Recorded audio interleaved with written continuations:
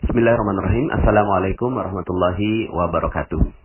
Alhamdulillah, bagaimana kabarnya Bapak Ibu semua, sahabat Magnet Rezeki? Semoga Anda selalu dalam keberkahan dan lindungan Allah Subhanahu wa taala, ya. Dan semoga materi Magnet Rezeki bisa merubah kehidupan Anda menjadi manusia yang jauh lebih baik dan rezeki Anda mengalir seperti air bah. Bapak Ibu, kali ini saya ingin menyampaikan tentang materi Law of Projection. Sebenarnya materi ini sudah saya sampaikan dalam beberapa tulisan, ya, dan juga tersebar dalam beberapa audio. Tapi nampaknya perlu saya fokuskan pada satu audio tersendiri agar Anda memahami konsep dasar dari magnet rezeki, ya. Karena konsep dasar dari magnet rezekinya adalah Law of Projection, ya. Nah, Bapak Ibu, mari kita bahas. Bayangkan sebuah proyektor, ya. Jadi sekarang ini kan mudah ya menemukan proyektor di setiap kelas kita. Sekarang ini ada proyektor. Proyektor ini dia memproyeksikan sebuah energi cahaya yang diproyeksikan terus-menerus sehingga akhirnya muncul di layar. Di layarnya muncul gambar A misalnya, begitu ya. Muncul gambar A. Kenapa muncul dari gambar A? Ya. Proyektor itu tidak berdiri sendiri, layar itu tidak berdiri sendiri, tapi ada laptop Bapak Ibu. Laptopnya ini ya yang merupakan sumber dari terciptanya gambar yang ada di layar. Nah, laptop ini juga menggambarkan huruf A misalnya, begitu ya. Nah, Bapak Ibu, inilah hubungan antara proyektor, laptop, dan layar. Ya, jadi ada laptop yang menciptakan sebuah realita atau sebuah gambar, lalu kemudian proyektor memproyeksikan ya dengan cahaya, lalu kemudian akhirnya menjadi di layar tercipta sebuah gambar yang persis sama dengan apa yang ada di laptop, ya. Nah, ketika misalnya gambarnya dirubah ya apa yang ada di laptop, misalnya tekan spasi gitu ya. Kalau dalam PowerPoint kan tinggal dipencet spasi maka berubah. Nah, berubah menjadi gambar B misalnya gitu ya. Di laptop gambarnya B. Maka sepersekian detik ya muncul juga di layar gambar yang sama, yaitu gambar B. Nah, ini namanya Law of Projection. Bapak Ibu, dalam kehidupan kita terjadi juga hal yang demikian. Law of Projection itu berlaku di dalam diri kita. Ini yang menjadi rahasia sehingga akhirnya banyak orang tidak memahami ini sehingga akhirnya hidupnya tidak mudah untuk dikendalikan. Ya, oke, kita lihat bahwa proyektor kita bawa kemana-mana Bapak Ibu. Ya, nggak perlu dicolok, dia selalu menyala Bapak Ibu. Ya, sadar nggak sadar, suka nggak suka, tidur berbaring dan seterusnya, dia tetap memproyeksikan. Proyektor itu namanya otak Bapak Ibu. Otak kita yang ada di atas itu adalah proyektor. Tapi dia tidak berdiri sendiri Bapak Ibu. Otak kita ini dikendalikan oleh yang namanya laptop. Laptop di dalam tubuh kita, di dalam diri kita itu namanya pikiran, perasaan, dan spiritual. Ya, ini satu paket Bapak Ibu. Ya, nanti saya akan jelaskan tentang hal ini. Tapi coba kita fokus pada pikiran dulu. Nah, laptopnya adalah pikiran kita. Ya, pikiran kita mengirimkan sinyal-sinyal ke otak kita memproyeksikan sehingga akhirnya menjadi layar kita. Nah, layar inilah yang namanya nasib kehidupan kita. Ya, jadi layar inilah nasib dari kehidupan kita. Ya, nah Bapak Ibu perhatikan ini. Ketika apa yang ada di dalam pikiran kita, maka itulah yang akan menjadi realita di dalam nasib kita. Ini sudah menjadi hukum Law of Projection. Hukum dari proyeksi. Laptop kita, gambarnya A, maka layar juga A. Sama dengan hidup kita Bapak Ibu. Pikiran kita A, maka nasib kehidupan kita adalah A. Pikiran kita B, maka nasib kehidupan kita B. Ya, maka dengan memahami konsep Law of Projection ini, Anda bisa mengendalikan kehidupan Anda, Bapak Ibu. Andalah yang mengendalikan kehidupan Anda. Andalah yang mengendalikan bagaimana rasa kehidupan Anda. Andalah yang mengendalikan bagaimana nuansa kehidupan Anda. Andalah yang mengendalikan nasib kehidupan Anda. Di dalam Al-Quran, hal ini disebutkan di dalam surat Ar-Ra'd. A'udzubillahi minasyaitonirrajim. Innallaha la yughayyiru ma biqaumin hatta yughayyiru ma bi anfusihim. Sesungguhnya Allah tidak merubah nasib. Nasibnya di sini layar, Bapak Ibu. Sesungguhnya Allah tidak merubah layar nasib satu kaum, ya, atau kehidupan satu kaum, nasib satu kaum, ma biqaumin hatta, sehingga yughayyiru ma bi anfusihim, sehingga dia merubah apa yang ada adalah bi anfusihim, jiwanya. Jiwa ini nggak kelihatan, Bapak Ibu. Nah, jiwa inilah pikiran, perasaan, dan spiritual. Nah, ketika laptopnya berubah, pikirannya berubah, jiwanya berubah, maka nasibnya berubah. Ini sudah menjadi hukum yang Allah tetapkan di dalam Al-Quran, ya. Nanti saya akan jelaskan perbedaan antara nasib dengan takdir, Bapak Ibu, ya. Nah, saya mau bicara tentang nasib dulu. Maka Bapak Ibu, ya, apa yang ada dalam pikiran kita, itulah yang mengendalikan seluruh kehidupan kita. Ya, makanya jangan heran kalau seandainya saya katakan bahwa, saya kok berani sekali gitu ya, mengatakan bahwa Anda memahami materi magnet rezeki, maka hutang Anda lunas.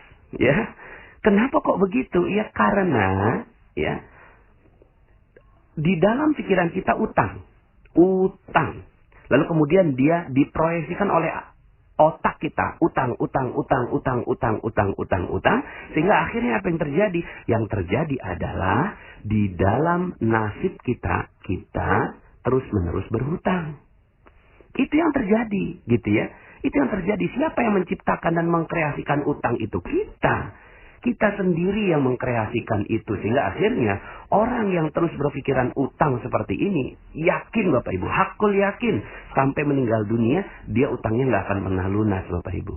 Ya, kenapa? Karena diproyeksikan di dalam pikiran kita, diciptakan di dalam pikirannya, lalu diproyeksikan oleh otaknya, sehingga akhirnya menjadi nasibnya. Maka pikiran kita ini nggak bisa dilawan. Yang bisa kita lakukan adalah men-switch atau merubah, ya, merubah dari energi yang tidak positif menjadi energi yang positif, dari energi yang kesannya rendah, ya, menjadi energi yang tinggi, ya. Maka apa padanan kata dari utang? Utang ini rendah sekali, hina, tidak mampu, sepertinya tidak bisa berbuat apa-apa. Maka switch, Bapak Ibu. Apa yang ada dalam pikiran kita switch menjadi amanah, gitu ya. Anda tolong bisa dengarkan audio saya kembali, lunas hutang seketika, ya. Nah, Bapak Ibu, dengan men-switch ini, maka apa yang ada dalam pikiran Anda yang tadinya utang, Anda tekan spasinya menjadi amanah. Lalu kemudian pikiran Anda, otak Anda memproyeksikan amanah. Maka yang terjadi adalah di dalam layar nasib kita, itu yang terjadi adalah amanah yang bertubi-tubi datang pada diri Anda. Nah, mungkin sekarang ini adalah amanah berupa titipan uang orang 200 juta. Lalu kemudian setelah itu, karena Anda terus memproyeksikan amanah, maka yang datang pada kehidupan Anda adalah amanah berupa karyawan yang jujur, kemudian supplier yang baik hati, konsumen yang setia dan loyal, gitu ya, dan seterusnya. Nah, Bapak Ibu, Anda bisa menjadikan law of projection ini dalam semua lingkup kehidupan Anda. Misalnya bagi Anda yang tinggal di Jakarta misalnya, jalanannya macet gitu ya. Nah, macet itu Bapak Ibu adalah apa yang ada dalam realitas gitu ya. Nah, ini saya jelaskan tentang realitas. Realitas itu ada dua, Bapak Ibu. Satu, realitas sekunder, dan yang kedua adalah realitas primer. Realitas sekunder kita adalah apa yang ada dalam, apa yang Anda lihat ketika Anda membuka mata, itulah realitas sekunder. Itulah layarnya, Bapak Ibu. Ya, coba sekarang Anda tutup mata, ya, maka Anda fokus dengan yang namanya realitas primer. Realitas primer itu, ya, tidak terpengaruh dengan realitas sekunder. Realitas primernya Anda yang bisa kendalikan. Realitas sekundernya ya itu tercipta. Jadi kalau realitas primernya A, maka realitas sekundernya A. Seperti dalam hukum law of projection.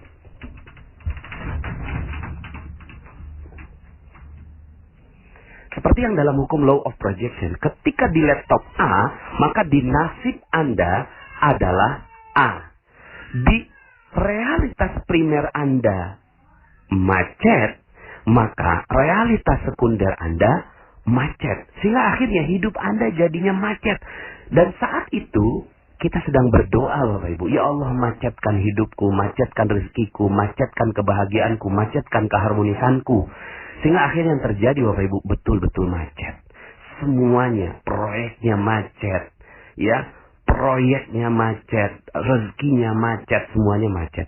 Lalu apa yang harus kita lakukan? Ya switch Bapak Ibu, pencet ya spasinya. Tombol spasinya dipencet dengan penuh. Ya, ketika realitas primer kita menyebut penuh, ya, maka sebenarnya kita lagi memproyeksikan, ya Allah, penuhkan hidupku, penuhkan rezekiku, penuhkan kebahagiaanku, penuhkan keharmonisanku, dan seterusnya.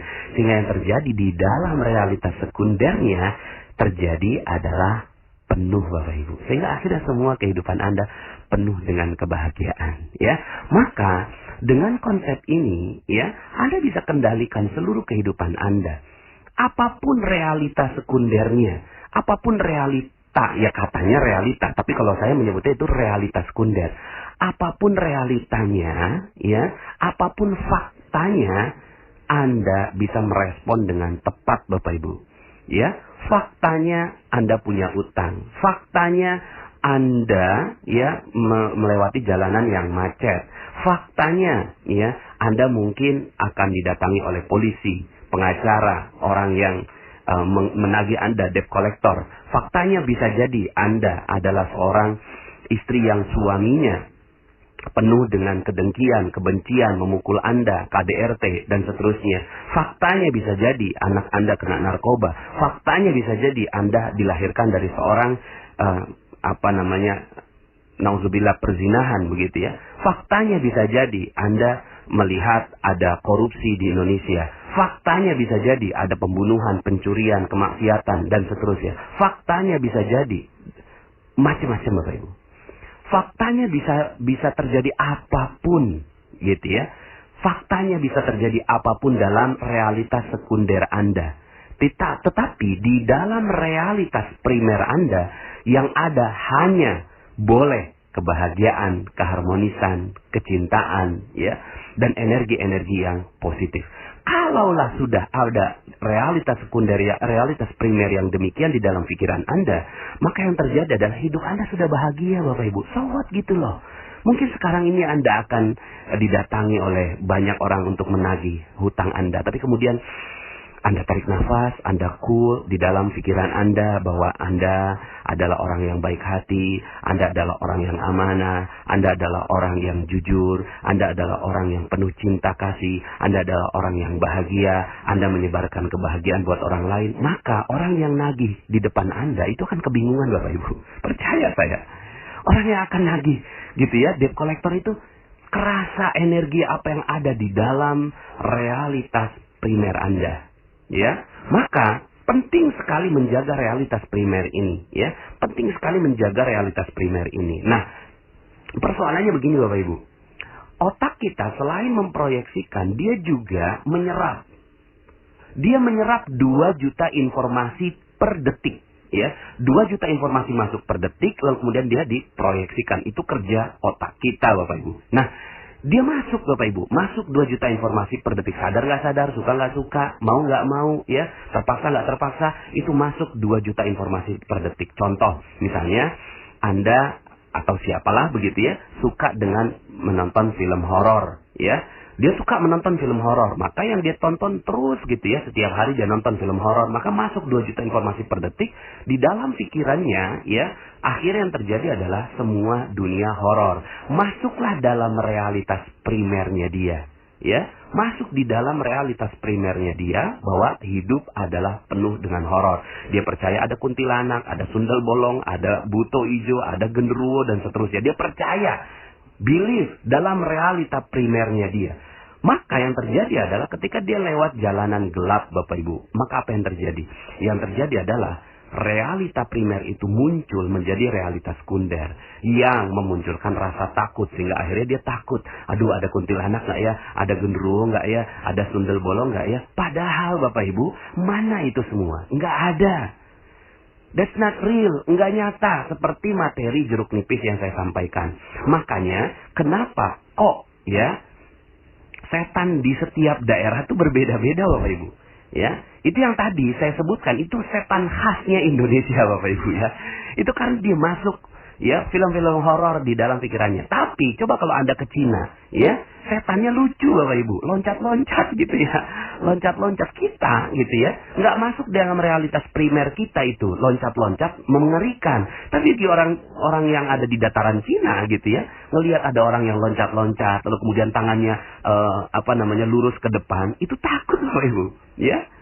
Kemudian juga kalau kita ngelihat ada Dracula gitu ya, Bapak Ibu ya, pakai tuxedo gitu ya, rapi gitu ya, penampilannya bagus gitu ya. Itu awal-awalnya kita juga nggak terlalu takut loh. Yang mana setannya? Setannya kalau di kita kan setan tuh kutip anak gitu ya. Tapi kok di Barat setannya berbeda, Bapak Ibu. Setannya berbeda. Kenapa? Karena realita primer yang diciptakan itu berbeda, ketakutannya berbeda, skala ketakutannya berbeda. Maka ya, orang-orang yang suka nonton film horor, realita sekundernya akhirnya juga demikian, yaitu nasibnya dia. Sama dengan orang yang suka nonton infotainment, Bapak Ibu. Ada artis yang suka kawin cerai yang ditonton, itu realita orang lain capture pakai framing media gitu kan. Framing media lalu kemudian masuk dalam pikiran kita, masuk dalam primary reality kita, ya. Lalu kemudian akhirnya nasibnya kita, bawaannya ketika ada konflik sama suami, pengennya cerai aja. Kenapa? Karena ngerujuk ke infotainment yang episode 42 begitu ya. Nah, Bapak Ibu yang dirahmati Allah Subhanahu wa taala, akhirnya yang perlu kita perhatikan adalah supply informasi yang masuk dalam diri kita, Bapak Ibu, ya. Seperti misalnya kalau Anda nonton berita itu ada adagium ya yang menyebutkan bahwa bad news is a good news. Berita yang tidak baik itu pantas untuk diberitakan. Contoh, wali kota digigit anjing itu bukan berita.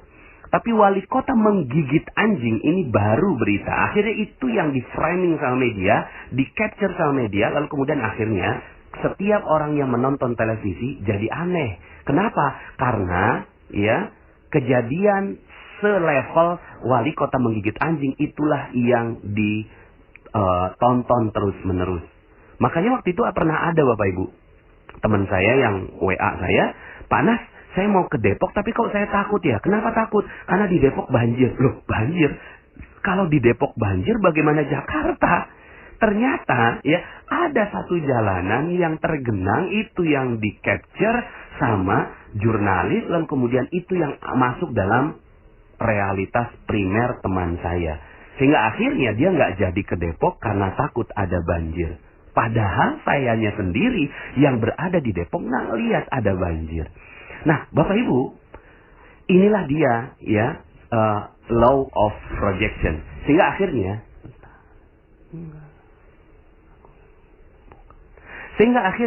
yang terjadi pada diri kita adalah ya hukum law of projection ini berlaku setiap hari, Bapak Ibu.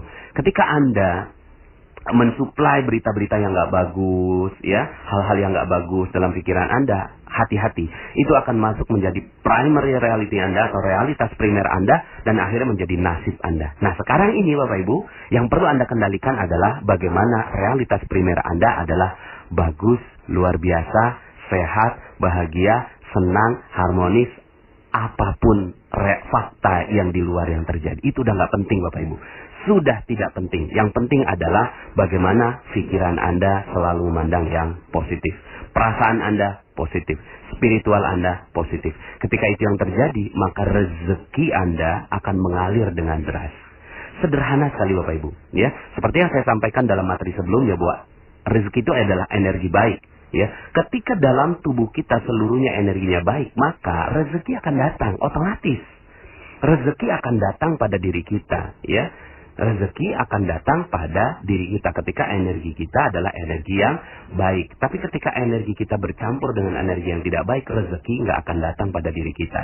Maka sederhana sekali, rubahlah apa yang ada dalam pikiran kita, perasaan kita, spiritual kita, maka nasib kita pun akan berubah. Nah, terakhir, penjelasan tentang takdir dan nasib. Banyak orang yang bilang begini, Pak Nas, kan Allah udah takdirkan, rezeki udah ditakdirkan, jodoh udah ditakdirkan, yang lain udah ditakdirkan. Iya, itu mah ilmunya Allah, ya. Saya ingin membatasi ini, ya. Saya tidak akan menjelaskan panjang lebar tentang hal ini. Kenapa? Karena itu udah merupakan sifat Allah yang kita pelajari, bahwa Allah memahami seluruh takdir-takdir kita, bahkan takdir kita sudah ditetapkan di dalam Lauhul Mahfuz, ya. Sudah ditetapkan di dalam Lauhul Mahfuz, ya. Sudah ditetapkan itu semua di dalam Lauhul Mahfuz, bahwa Allah Maha mengetahui segalanya. Pertanyaannya, apakah kita udah tahu rezeki kita? Apakah kita udah tahu nasib kita? Apakah kita udah tahu jodoh kita? Tidak. Makanya kata Allah, itu kan la yus'alu amma yaf'al wa hum yus'alun. Kamu tidak akan ditanya tentang la yus'alu amma yaf'al. Allah tidak akan ditanya tentang apa yang dia perbuat. Wahum yus'alun, tapi kamu akan ditanya, kenapa kok nasib kamu miskin? Kenapa kok nasib kamu ya penuh hutang? Kenapa kok nasib kamu ya tidak bahagia? Kenapa kok nasib kamu ya rendah? Kenapa kok nasib kamu hina? Itu yang akan ditanya oleh Allah Subhanahu wa taala. Ya, jadi takdir berbeda dengan nasib. Nasib kita bisa kendalikan Bapak Ibu, karena itu Allah yang memberikan kemampuan law of projection untuk kita. Jadi, merubah nasib Anda sederhana Bapak Ibu. Rubahlah apa yang ada dalam pikiran Anda. Semudah merubah laptop. Rubahlah apa yang ada dalam pikiran Anda. Pokoknya semua pikiran Anda yang positif, bagus, semuanya hebat, luar biasa. Anda adalah orang yang hebat. Anda adalah orang yang luar biasa. Anda adalah orang yang penuh amanah, penuh rezeki dari Allah. Anda adalah orang yang mulia. Anda adalah orang yang bahagia. Maka itulah nasib yang akan terjadi pada kehidupan Anda. Oke? Semoga ini bisa membuat hidup Anda menjadi jauh lebih indah lagi, ya. Saya Nasrullah, sampai jumpa dalam audio-audio berikutnya. Assalamualaikum warahmatullahi wabarakatuh.